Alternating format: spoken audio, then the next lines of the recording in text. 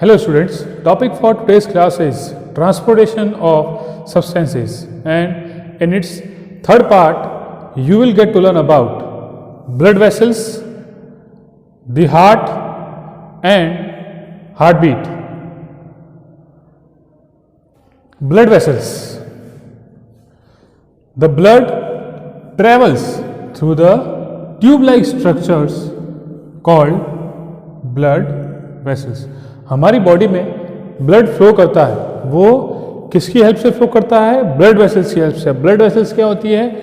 Tube like structures होते हैं। Tube like structures होते हैं जिनकी वजह से ब्लड जो है हमारी बॉडी में ट्रेवल करता है या फ्लो करता है। अब ब्लड वेसल्स जो है दे आर ऑफ 3 टाइप्स।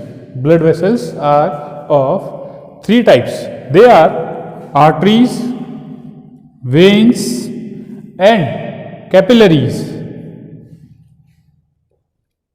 तो देखते हैं कि इन तीनों ब्लड वेसल्स में क्या डिफरेंस है। First is arteries. They transport blood from the heart to the different parts of the body. अब आर्टरीज का फंक्शन क्या है कि it transport blood from the heart to the different parts of the body.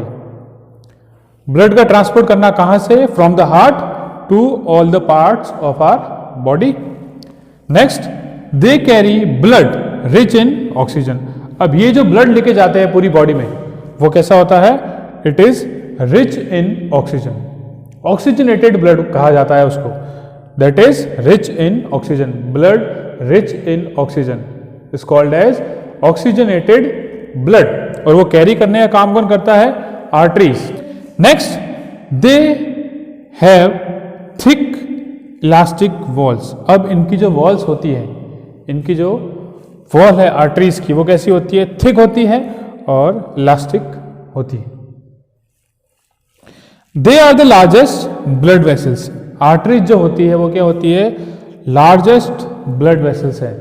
हमारी body की largest blood vessels कौन सी है? Arteries. Arteries are the distributing vessels. जैसा कि हमने फर्स्ट पॉइंट में पढ़ा कि आर्टरीज का फंक्शन क्या है? It transport blood from the heart to all the body parts. सारे बॉडी पार्ट्स को क्या कर रहा है? ब्लड ट्रांसपोर्ट कर रहा है, डिस्ट्रीब्यूट कर रहा है। इसलिए इनको क्या कहा जाता है? डिस्ट्रीब्यूटिंग वेसल्स कहा जाता है। आर्टरीज को डिस्ट्रीब्यूटिंग वेसल्स कहा जाता है। नेक्स्ट चलते हैं वेन्स की तरफ। Veins. Veins carry blood to the heart from all the body parts. अब ये लेकर गया है हार्ट से to all the body parts. अब बॉडी पार्ट से वापस भी तो लाना पड़ेगा। वो लाने का काम कौन करता है? Veins. It carry blood to the heart from all the body parts. They carry impure blood. जैसा कि ये ऑक्सीजन रिच ब्लड लेके जाता है, इसको ऑक्सीजनेटेड ब्लड या प्योर ब्लड भी कहा जाता है। और ये इम्प्योर ब्लड जिसको डीऑक्सीजनेटेड ब्लड कहा जाता है। डीऑक्सीजनेटेड ब्लड मतलब उसमें ऑक्सीजन नहीं होगा, उसमें क्या होगा? कार्बन डाइऑक्साइड होगा। ठीक है, इसलिए इसको इम्प्योर ब्लड कहा जाता है। It carry, veins carry impure blood. Veins have thinner wall as compare to arteries. Arteries के कंपेयर में इनकी जो वॉल होती है वो कैसी होती है? थिन होती है। Veins have valves which prevent the blood from flowing back to the organs. क्योंकि वेन्स क्या करते हैं? सारे बॉडी पार्ट से ब्लड लेकर आते हैं तो वो फ्लो बैक ना हो जाए, वो वापस फ्लो ना हो जाए। तो इन वेन्स में क्या होते हैं? वेल्व्स होते हैं जो उस ब्लड को वापस जाने से रोकते हैं। Veins have valves which prevent the blood from flowing back to the organs. Veins can be seen as greenish blue lines in our hands and legs. आपने देखा भी होगा अपने हाथों में, पैरों में आपको ग्रीनिश ब्लू कलर की लाइंस दिखाई देती है, वो ये वेन्स होती है। Next, capillaries. When an artery reaches an organ, it divides to form smaller vessels called arterioles which divide further to form extremely thin capillaries. जब आर्टरीज हमारे ऑर्गन तक पहुंचती है तो वो आगे जाके और स्मॉल वेसल्स में डिवाइड होती है और उन वेसल्स को कहा जाता है आर्टरियोल्स. क्या कहा जाता है उनको? आर्टरियोल्स कहा जाता है. और फिर ये आर्टरियोल्स आगे जाके और थिन वेसल्स में डिवाइड होती है या फिर और थिन हो जाती है और उन थिन वेसल्स को कहा जाता है कैपिलरीज. उन थिन वेसल्स को क्या कहा जाता है? कैपिलरीज कहा जाता है. Exchange of materials between blood and the cells occur in the capillaries. ठीक है, हमारी बॉडी में जो भी मटेरियल सप्लाई होते हैं, जो भी सब्सटेंसेस सप्लाई हो रहे हैं, ट्रांसपोर्ट हो रहे हैं, तो उनका एक्सचेंज जो होता है ब्लड और सेल्स के बीच में, वो किस में होता है? कैपिलरीज में होता है. वो जो एक्सचेंज होता है मटेरियल्स का बिटवीन ब्लड एंड सेल्स, वो कहाँ होता है? कैपिलरीज में. The capillaries join together to form larger vessels called venules and this venules join to form veins. और जब कैपिलरीज मिलते हैं आगे जाके तो वो और लार्जर वेसल्स बनाती है जिनको कहा जाता है वेन्यूल्स. और ये वेन्यूल्स आगे जाके क्या बनती है? ज्वाइन होके वेन्स बनती है. तो देख लेते हैं कि आर्टरीज थिन होती है तो क्या बनती है? कैपिलरीज. और कैपिलरीज जब थिक होती है तो क्या बनती है? वेन्स.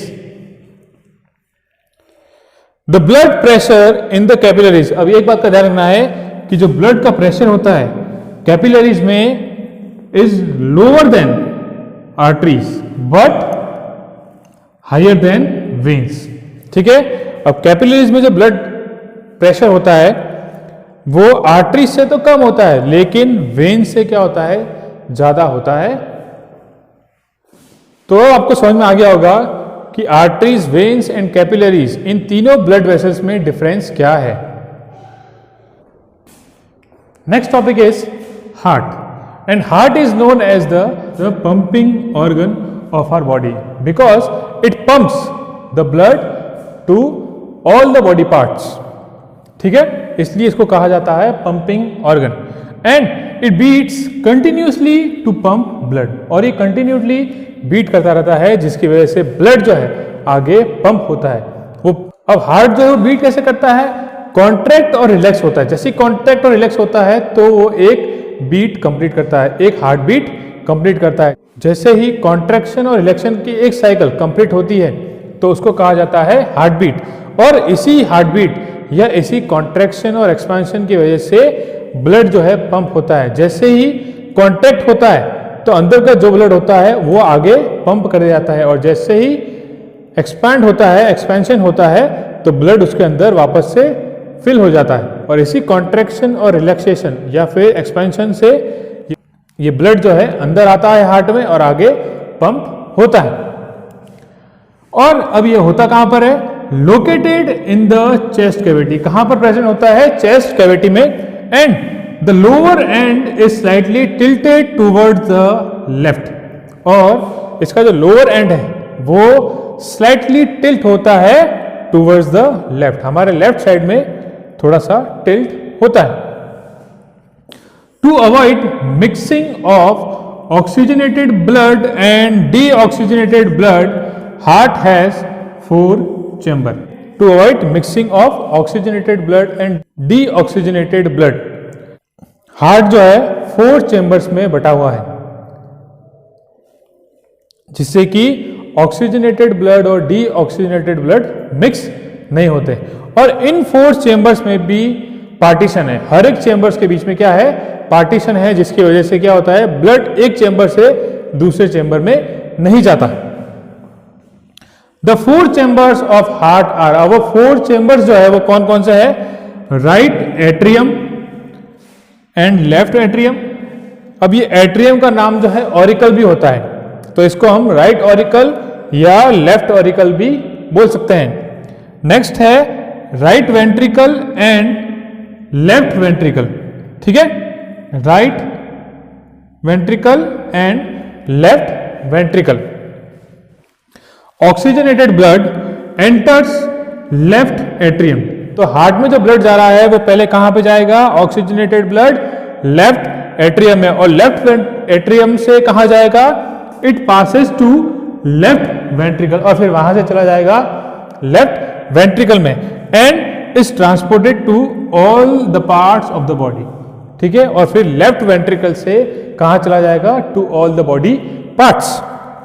फिर डीऑक्सीजनेटेड ब्लड, अब डीऑक्सीजनेटेड ब्लड जो है पूरी बॉडी से, सारे पार्ट्स जो है बॉडी के, वहां से डीऑक्सीजनेटेड ब्लड वापस कहां पर आएगा? हार्ट में, और हार्ट के अंदर भी कहां आएगा?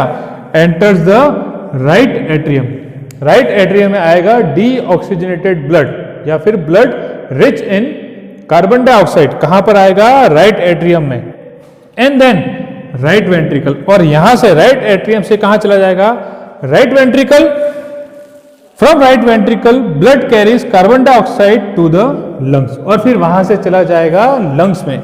राइट वेंट्रिकल से ब्लड जो है, जो कि डीऑक्सीजनेटेड ब्लड है या फिर blood rich in carbon dioxide है, वो कहां चला जाएगा? लंग्स में चला जाएगा, और लंग्स से फिर क्या हो जाएगी? कार्बन डाइऑक्साइड हम एक्सहेल कर देंगे।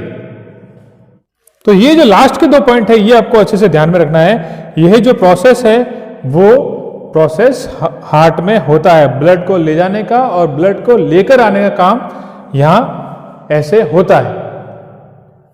अब कुछ ब्लड वेसल्स है जो कि ब्लड को हार्ट से पूरी बॉडी में लेकर जाती है और पूरी बॉडी से वापस हार्ट में ब्लड लेकर आती है।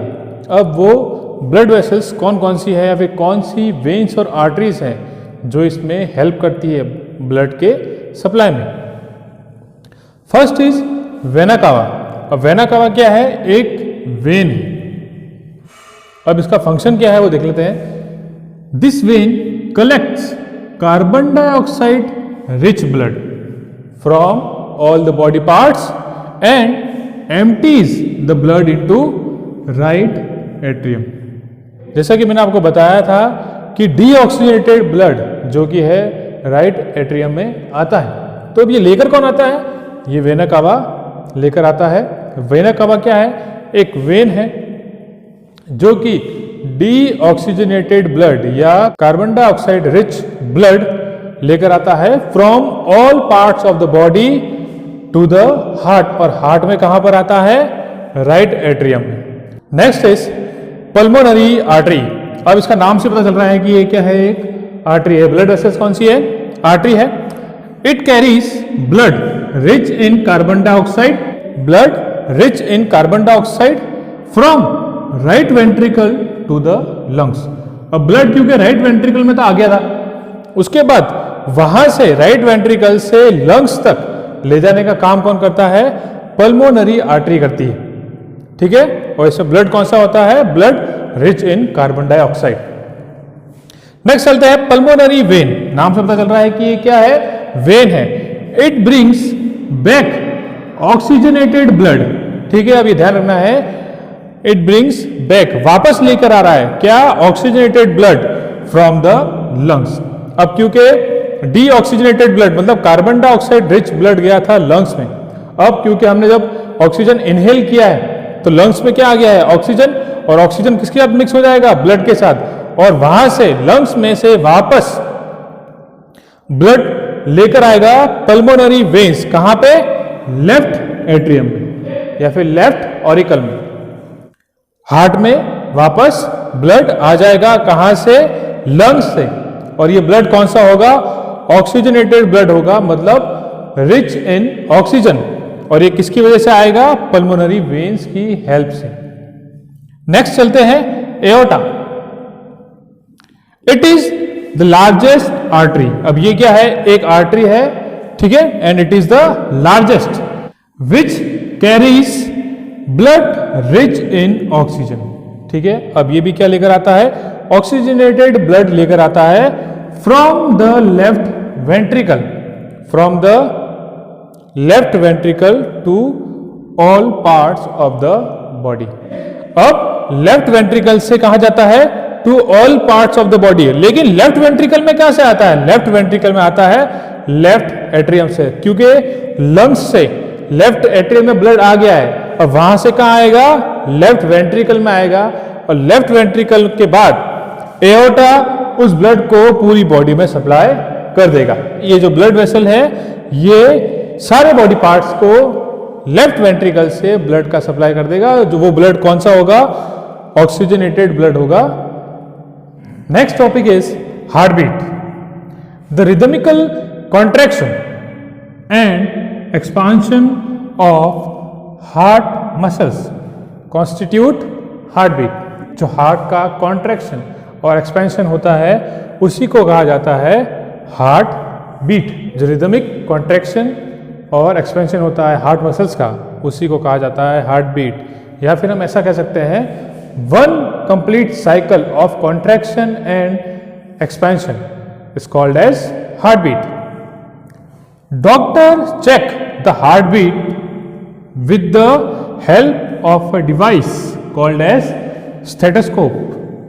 डॉक्टर हार्ट बीट चेक करने के लिए एक डिवाइस का यूज करते हैं, उस डिवाइस को कहा जाता है स्टेथोस्कोप। अब स्टेथोस्कोप में क्या क्या होता है? एक होता है चेस्ट पीस और 2 ईयर पीसेस होते हैं और इन दोनों चीजों को कनेक्ट करने के लिए होती है एक ट्यूब जो इन दोनों पार्ट को ज्वाइन करता है।